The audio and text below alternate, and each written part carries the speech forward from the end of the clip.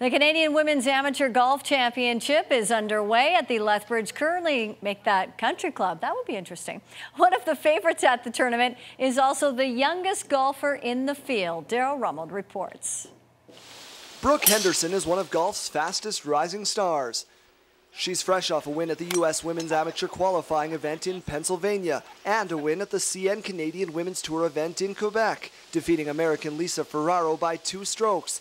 She's a member of Team Canada's development team, and she's not even old enough to drive a car. It's been really exciting, and I'm looking forward to getting better and hopefully winning more tournaments and becoming a better player overall. She's the one everyone will be watching this week. That's because Henderson is the youngest person to ever win a pro tournament, male or female, at just 14 years, 9 months, and 3 days. Just 2 days younger than the previous record holder. It's great. Hopefully I can win more of those, and it's unbelievable to think about all the professionals now playing on tour that didn't win that young, or I still think maybe that statistic isn't right, but no, it's awesome. Henderson says she's now ready to take on the field at the Canadian Women's Amateur Championships here in Lethbridge. I just look forward to every tournament and just excited to see how I finish here. Lethbridge presents a new set of challenges for Henderson and the rest of the field this week. Those trademark Lethbridge wins. I'm just going to try and play my best, hopefully have a few good rounds, and maybe get in a good position for the final day. Henderson enters this week's amateur with a wealth of confidence, and her Pro Tour win has earned her a spot at the CN Canadian Women's Open, played at the Vancouver Golf Club in late August. But she says she's not looking a single stroke beyond the Lethbridge Country Club and the Canadian Women's Amateur.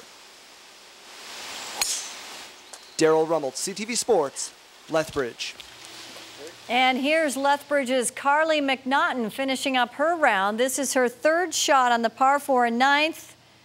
And she'll put it close, but she would later 2-putt for a bogey. She finishes with an opening round 83, not how she had hoped to start the tournament on her home course. It was a grind out there. The wind was howling on some shots.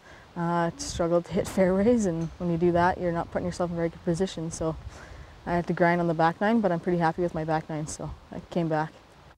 Micah Haynes was the top finishing local, firing an opening round 76 or 4 over par. Now, the winner of this event receives an exemption into the CN Canadian Women's Open in Coquitlam, BC next month. 2 streaks came to an end last night at Mitchell Field in Swift Current. The Bulls dropped both games of their doubleheader to the Indians, ending their 5-game win streak. And Ridge Gonsolin's league-best 25-game hit streak also came to an end as he went 0 for 4 at the plate.